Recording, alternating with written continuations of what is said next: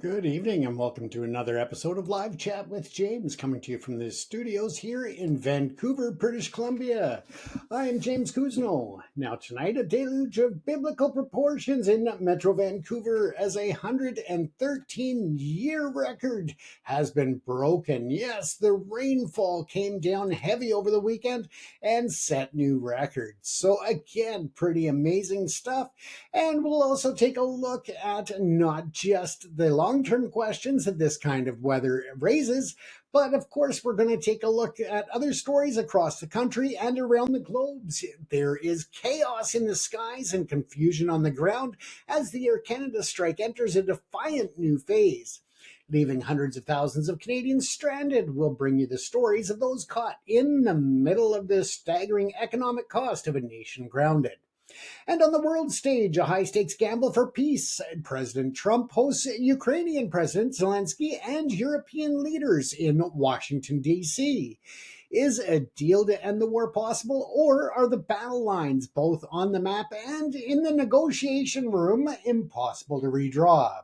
We'll get to that, and we've got a lot of other things to get through, so let's move on to the show. Yes, the deluge in the lower mainland shattered records going back 113 years.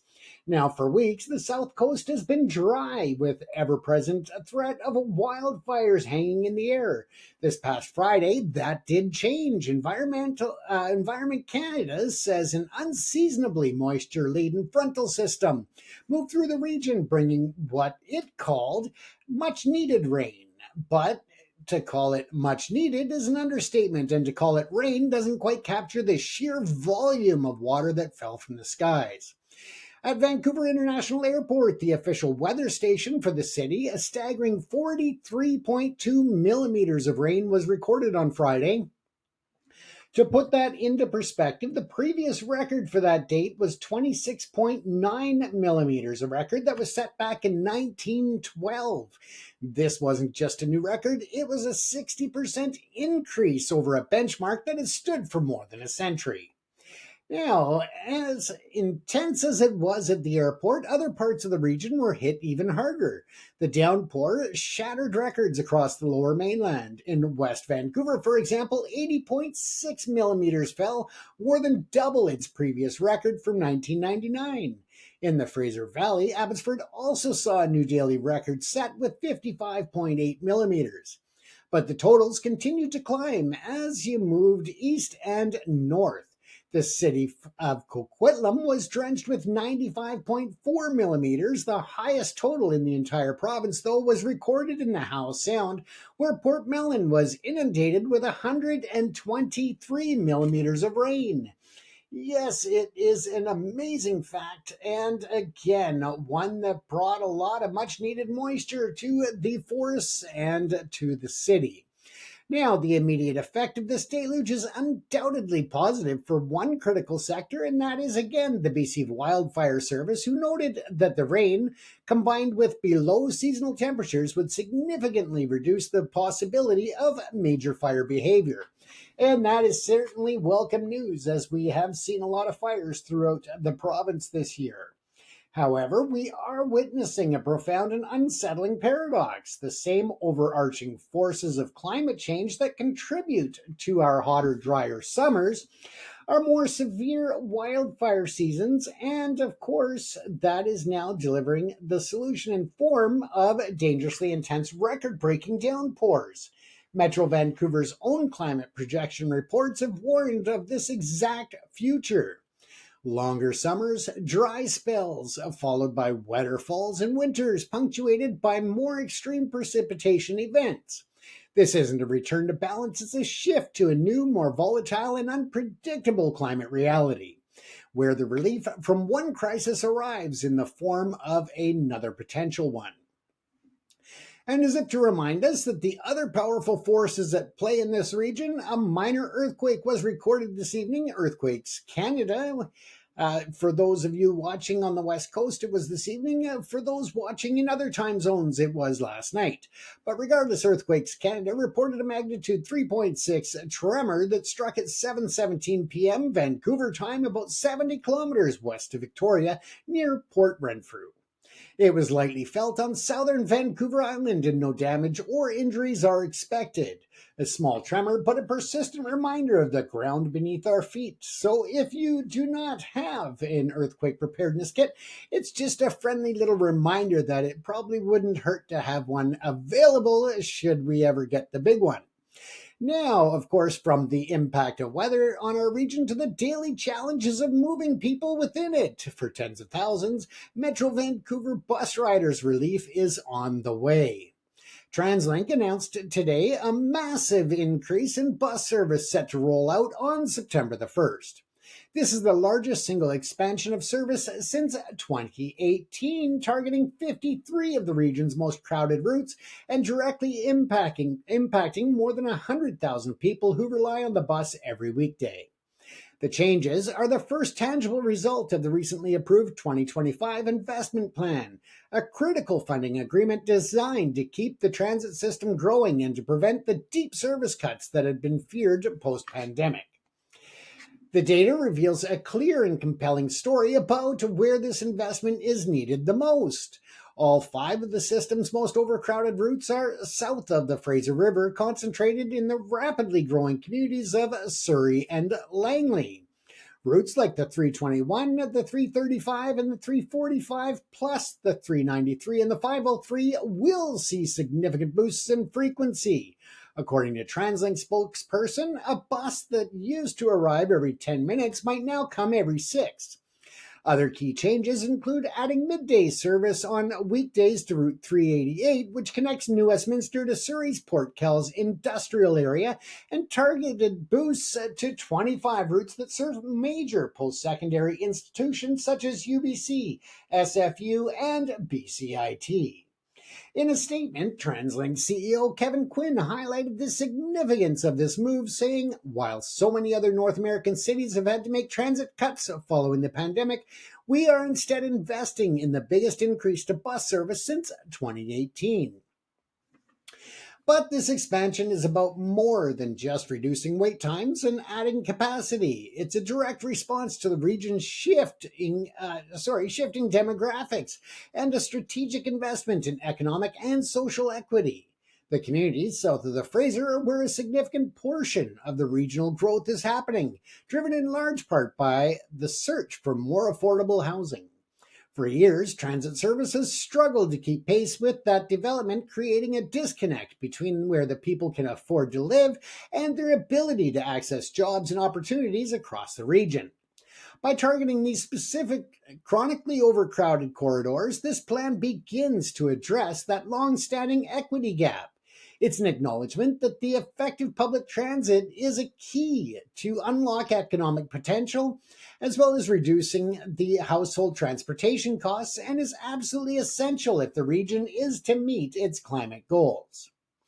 Now, transit advocates are calling the move a really big deal, while also noting that it's just the beginning. Dennis Agar of the advocacy group Movement said that this is just the start of what will need to be a lot of big increases in service over the next few years. Now, as we move further east, we turn our focus to the Fraser Valley, where a critical community need is finally being met, and Vital Institution is getting new leadership at a challenging time. Now, first, to Mission, where some welcome news for families has arrived with the opening of the Kaleidoscope Center. It's a new 67-space inclusive childcare facility in the Cedar Valley area. It's designed to serve children from infants right up to 12 years old. The project is a partnership between the provincial government through its Childcare BC New Spaces Fund and the City of Mission, as well as the nonprofit operators. This opening comes as a direct response to what Mission's own mayor has called a dramatic shortage of quality child care. And that is a problem throughout the community of Mission as well as others, but a critical issue for a city where many residents commute daily for work and reliable childcare is not a luxury but a necessity. Meanwhile, the health authority that serves the entire region has a new leader at the helm. The Fraser Health has appointed Dermot Kelly as the new president and chief executive officer. Kelly is a veteran executive with more than 2 decades of leadership experience within British Columbia's health system, including the last 6 years at Fraser Health. This is no routine changing of the guard, though. Mr. Kelly takes over an organization facing immense systemic pressures. Fraser Health is home to the province's most overcrowded hospitals, and in recent years, Abbotsford Regional Hospital has operated at 128% of its funded capacity. The authority's own data shows that fewer than 20% of incoming emergency patients are assigned a bed within the target time of 10 hours. These capacity issues exist despite massive increases in spending. The 2023-2024 fiscal year, the Health Authority overspent its budget by more than $1 billion. Recent months have seen sporadic temporary emergency room closures at some of its hospitals, a symptom of the staffing and capacity crisis felt across the province. Mr. Kelly isn't just taking on a new job, he's being tasked with stabilizing a system in crisis, and the 1.5 million residents of the Fraser Health region will be watching closely. Just a few other notes from around the valley tonight. The horse racing community is in shock following the surprise announcement that Fraser Downs Racetrack in Surrey is ceasing operations.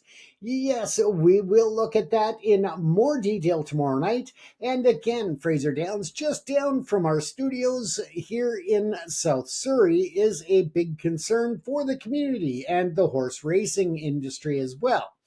Now, in Chilliwack, a routine stop by the RCMP yielded a significant seizure. Police report finding $18,000 in cash along with drugs and a handgun in, a routine traffic stop. Hundreds of unionized Fortis BC members have voted to approve strike action, raising the possibility of a labor disruption for the utility provider in the near future. We will keep our eyes on that as well and bring you information as things progress along that route. Now, let's move on to navigating, of course, the complexities of a cross-country move from a new neighborhood or to a new neighborhood. Of course, having the right team makes all the difference. Our sponsor, Carey Movers Limited, offers free online moving quotes for long-distance moves in Western Canada. And of course, local services right here in Metro Vancouver and the Fraser Valley. Plan your next move with confidence at careymovers.com. That's K-A-R-Y movers.com.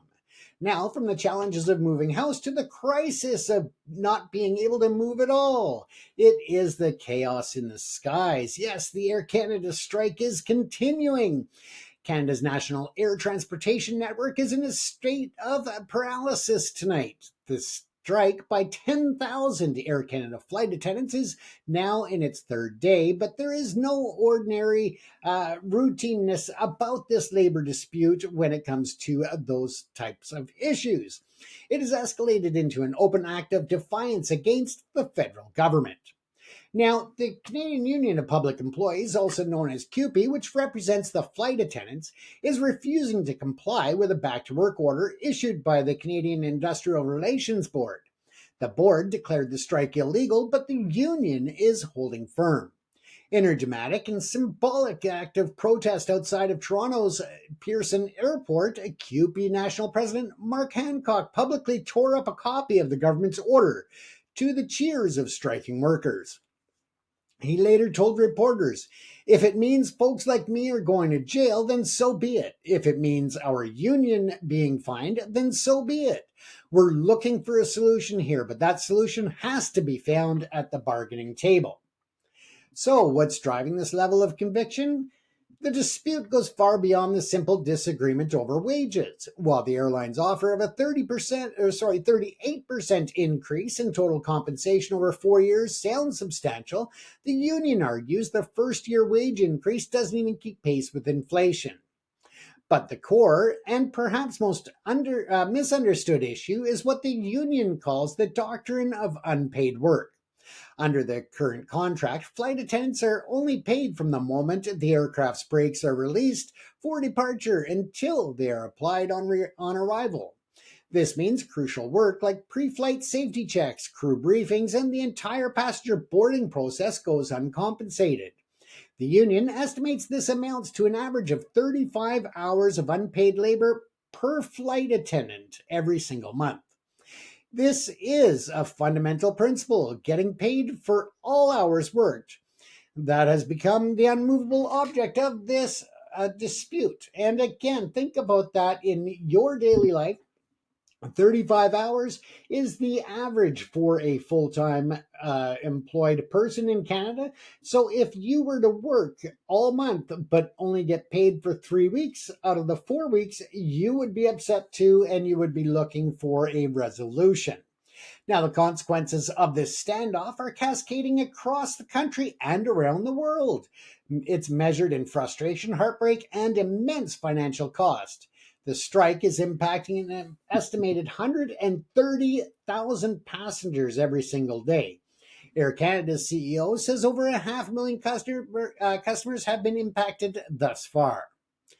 Now, that is, of course, the look at Air Canada, and we will keep an eye on that.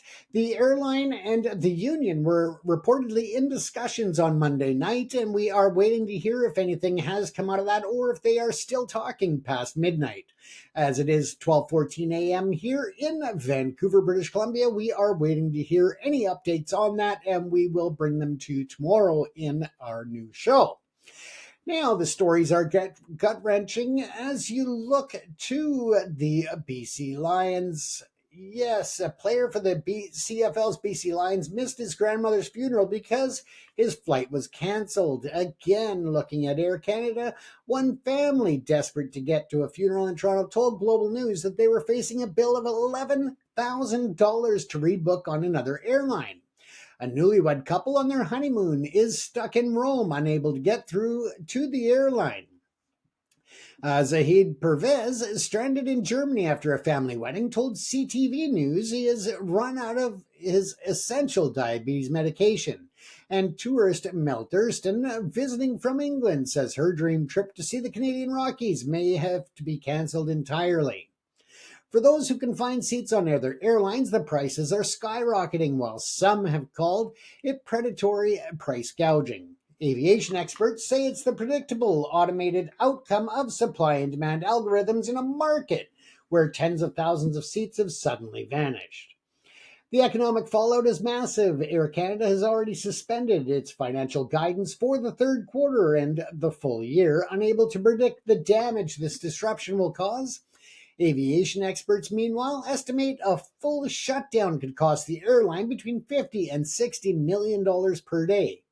The federal government cited the risks to the national economy, already stressed by trade tensions with the United States, as the reason for its intervention. But what we are seeing is more than just a travel nightmare. The strike has become a national microcosm of the modern labor movement's biggest challenges. The fight over unpaid work resonates far beyond the airline industry, echoing debates about the gig economy, the undervaluing of service work, and business models that rely on uncompensated labor. The surprising level of public sympathy for the striking workers, noted in several reports, suggests that this theme is striking a chord.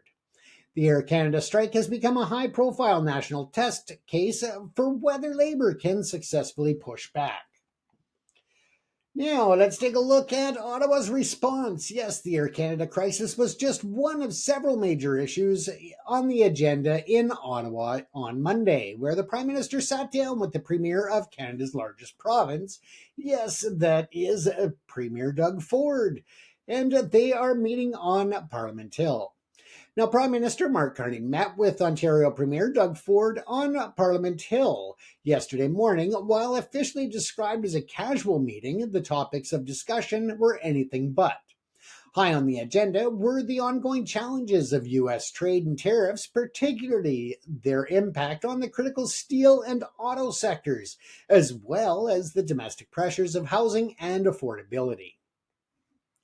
The meeting is set against the backdrop of what one government minister called unprecedented tariffs the U.S. has imposed on Canada. In the face of this American protectionism, both leaders spoke of the need for a united Team Canada approach. Premier Ford, who is in Ottawa for the Association of Municipalities of Ontario conference, has been urging the Prime Minister to lower taxes to stimulate the Canadian economy and has called for a renewed Buy Canadian push to counter the pressure from our largest trading partner. This meeting between the two leaders from different ends of the political spectrum demonstrates how external geopolitical pressure can forge domestic unity. The need to present a common front to an aggressive trading partner is forcing a strategic alignment on economic policy.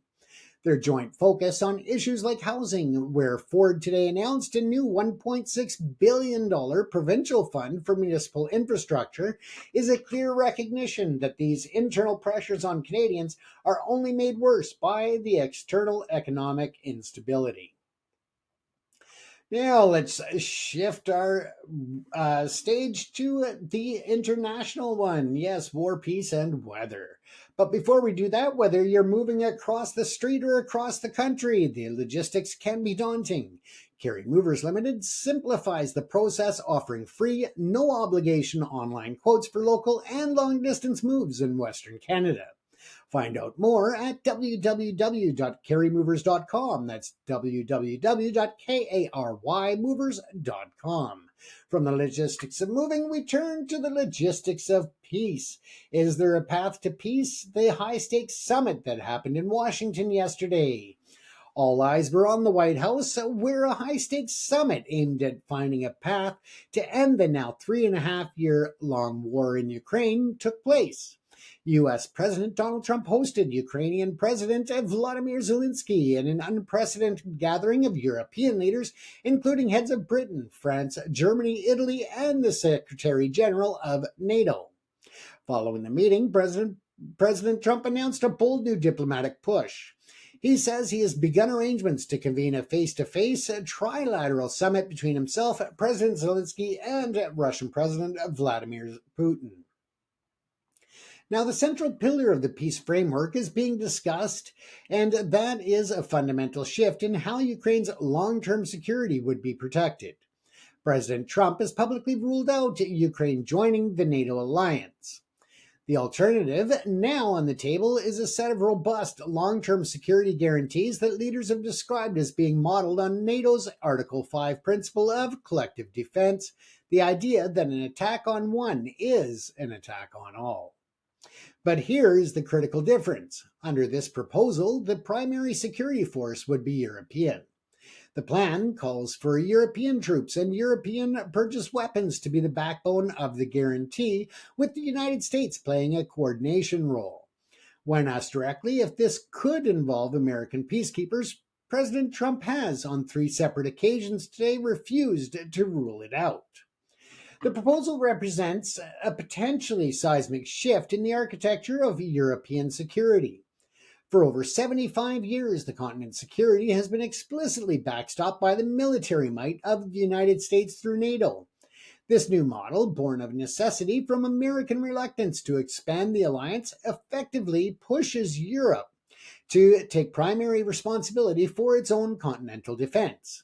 The massive European delegation in Washington today wasn't just there to support Ukraine, they were there to actively negotiate a new security reality in which they are the principal actors. This summit could be remembered not just for its impact on the war, but for fundamentally altering the World War II transatlantic security relationship. Now, of course, a massive obstacle remains: land. Yes, President Trump publicly stated that a deal would require Ukraine to abandon its ambition to reclaim Crimea, which Russia illegally annexed in 2014, and would involve some swapping changes in land. Russia's reported demands include Ukraine ceding full control of Donetsk region, including territory forces still bravely defend.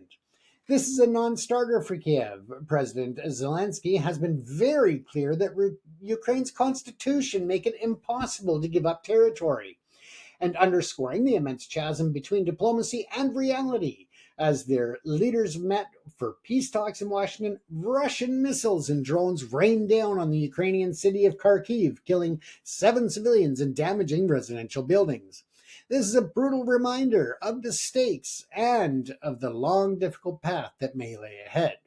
As someone who has been to Ukraine during this war, I can vehemently defend the need for Russia to get absolutely nothing, not a blade of grass from Ukraine.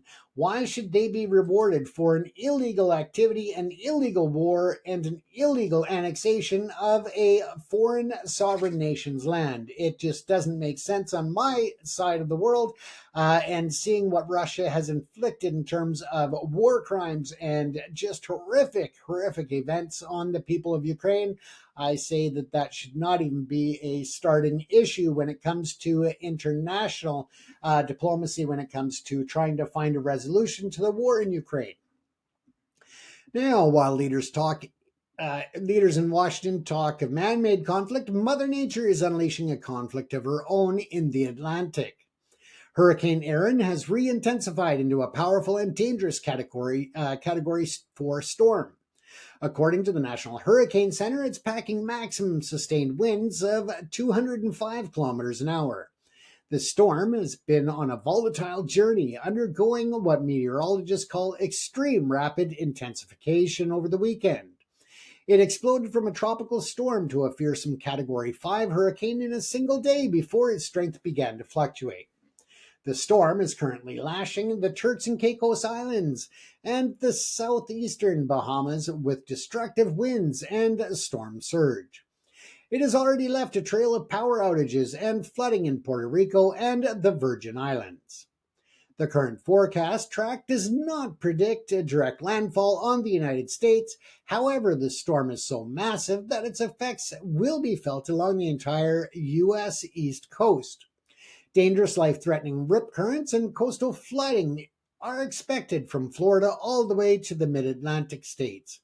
In North Carolina, mandatory evacuations have already been ordered for the vulnerable Outer Banks islands of Heridas and Ocracoke, with authorities warning that storm surge could make roads impassable for days.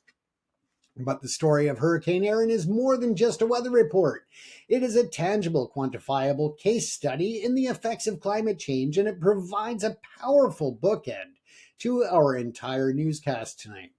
The scientific analysis group, Climate Central, has studied Erin's rapid intensification.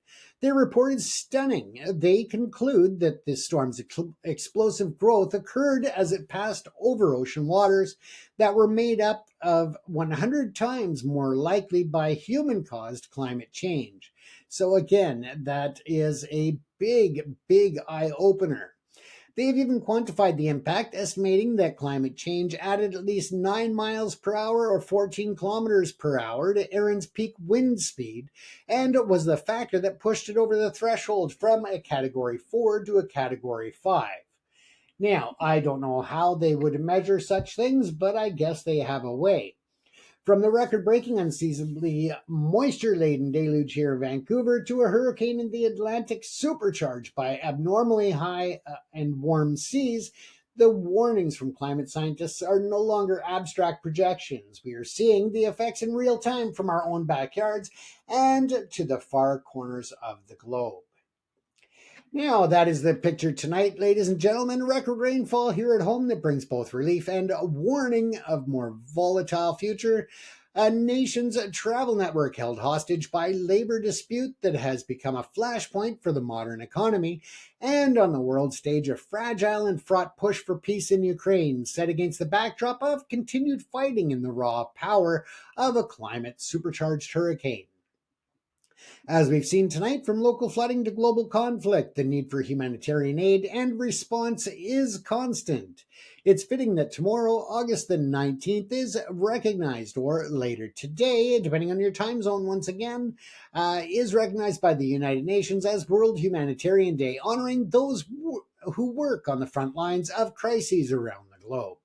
Once again, our thanks to our sponsor, Carry Movers. Get your free online moving quote at www.carrymovers.com. That's Kary movers.com for all of your local moves in Metro Vancouver and the Fraser Valley, and of course, long distance moves in the western part of Canada.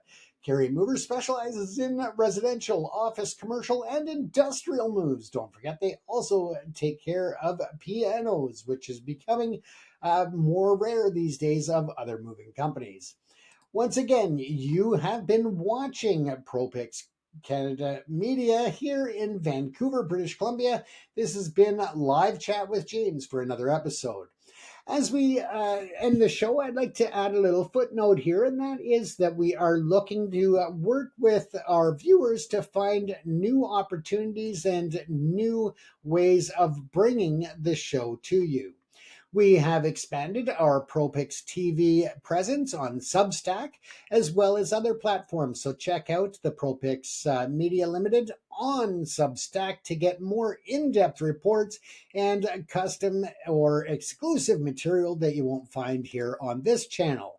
But again, you have been watching ProPix TV. I am James Cousineau coming to you for Live Chat with James. We'll see you again tomorrow night. Take care and stay safe, everyone.